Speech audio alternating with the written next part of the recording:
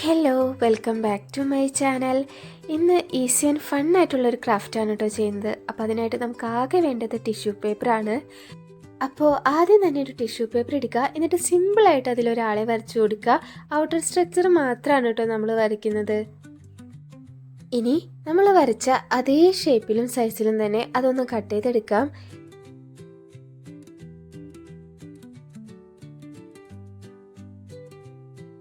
Tissue paper മടക്കി വരച്ചതുകൊണ്ട് തന്നെ നമുക്ക് ഒരേ ഷേപ്പിലുള്ളത് 3 ഫ്രണ്ട്സിനെയാണ് കേട്ടോ നമ്മൾ കട്ട് ചെയ്തെടുത്തിട്ടുള്ളത്.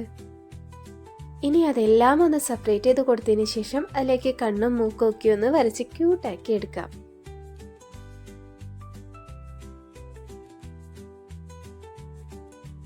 ഇനി നമുക്കിത് ഏത് രീതിയിലാണോ വേണ്ടത് ആ ഒരു ഓർഡറിൽ അറേഞ്ച് ചെയ്ത് കൊടുക്കുക.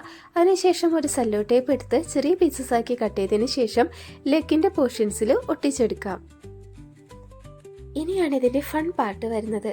അപ്പോൾ അതിനായിട്ട് ഒരു സ്കെയിലോ പ്ലാസ്റ്റിക്കിൻ്റെ പൈപ്പോ എടുക്കുക. എന്നിട്ടൊരു ടർക്കിയിലോ അല്ലെങ്കിൽ നമ്മുടെ ഹെയറിലോ ആയിട്ട് 20 സെക്കൻഡോളം നന്നായിട്ടൊന്ന് റബ്ബ് ചെയ്ത് കൊടുക്കാം.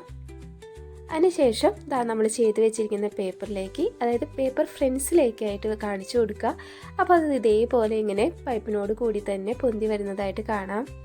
പിന്നെ ഇതൊരു ഫൺ ക്രാഫ്റ്റ് മാത്രമല്ല, ഇതിലൊരു ഫിസിക്സ് കൂടി ഒളിഞ്ഞിരിപ്പുണ്ട് കേട്ടോ.